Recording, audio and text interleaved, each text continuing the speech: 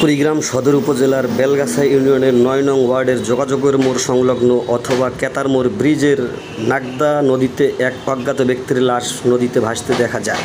বৃহস্পতিবার সকালে লাশ নাগদা নদীতে ভাসতে দেখে স্থানীয় লোকজন 999-এ ফোন করলে সাথে সাথেই কুড়িগ্রাম সদর থানা পুলিশ ঘটনাস্থলে উপস্থিত হয়। ঘটনাস্থলে উপস্থিত হয়ে লাশ উদ্ধার করে মর্গে পাঠায়। তবে চমকপ্রদ বিষয় হচ্ছে, লাশ উদ্ধার করার পরেও এখন পর্যন্ত লাশের পরিচয় শনাক্ত করা সম্ভব হয়নি। কারণটি হচ্ছে যে লাশটি ফুলে গেছে, যার জন্য চেনা যাচ্ছে, ফুলে গেছে, ফেঁপে উঠছে এবং মাছে লাশটিকে খাচ্ছে।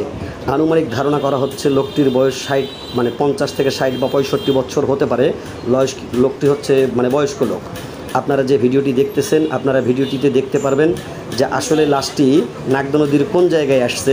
আপনারা দেখতে পারতেছেন যে জায়গাটিতে আমরা লাশ দেখতে পারতেছি, এই লাশটি কিন্তু নাগদা নদীতে এই জায়গায় ভেসে আসার কথা নয়। কারণটি হচ্ছে যে আমাদের যতটুকু ক্ষুদ্র জ্ঞানের ধারণায় আমরা বলতে পারি যে এই নাগদা নদীতে কিন্তু বিভিন্ন জায়গায় কিন্তু আপনার বানা দেয়া আছে, তারপর জাল দেয়া আছে। এইখানটাতে পানির স্রোতও নাই, আর পানির স্রোত থাকলেও তবে কিন্তু একটা সম্ভাবনা হতো যে লাশটি ভেসে আসছে, কিন্তু লাশটি ভেসে আসা নয়। সম্ভবত লাশটি কেউ না কেউ এখানে হয়তো ফেলে গেছে, এটি ধারণা করা হচ্ছে। স্থানীয় লোকজন এটিই বলছেন যে লাশটি এই জায়গায় আসার কথা নয়, লাশটি এদিক দিয়ে ভেসে আসার কথা নয়। তবে লাশটি এখানটাতে কীভাবে আসলো আপনারা দেখতে পাচ্ছেন যে লাশটি কীভাবে পড়ে আছে। এই লাশটির পরিচয় শনাক্ত করা সম্ভব হয়নি। আপনারা যদি কেউ এরকম কোনো দুর্ঘটনার শিকার যদি হয়ে থাকেন, অবশ্যই আপনারা আমাদের কুড়িগ্রাম থানায় যোগাযোগ করবেন। যে এই লাশটি যদি আপনাদের পরিচিত কারো হয়ে থাকে, অবশ্যই আপনারা কুড়িগ্রাম সদর থানায় যোগাযোগ করতে পারেন।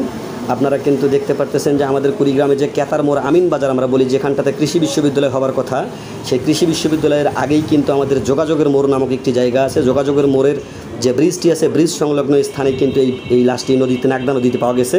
বেলগাছার 9 নং ওয়ার্ডে এইখানটাতেই লাশটি পাওয়া। তো প্লিজ ফেসবুক প্রিয় ভাই বোন বন্ধুরা, আপনাদের কাছ থেকে আমার একটাই বিশেষ রিকোয়েস্ট হচ্ছে যে আপনারা লাশটির পরিচয় শনাক্ত করার সুবিধার্থে আপনারা ভিডিওটি বেশি শেয়ার দেবেন। বেশি শেয়ার করে আপনার বন্ধুবান্ধবদেরকে দেখার সুযোগ করে দেবেন। আপনাদের বন্ধুবান্ধব দেখতে পারলেই কিন্তু হয়তোবা লোকটির পরিচয় শনাক্ত করা সম্ভব হবে, আর পরিচয় শনাক্ত করা সম্ভব হলে লাশটি কিন্তু তার পরিবারে হস্তান্তর করা সম্ভব হবে। এবং কী কারণে মারা গেছে, কেন মারছে, কীভাবে কী হলো, এটি কিন্তু আইনি প্রক্রিয়া কিন্তু খুব সহজ হবে। আপনারা ভিডিওটি বেশি শেয়ার করেন, বেশি শেয়ার করলেই কিন্তু জিনিসটা আমাদের সুবিধা হবে। ভালো থাকবেন, সুস্থ থাকবেন, আল্লাহ হাফেজ।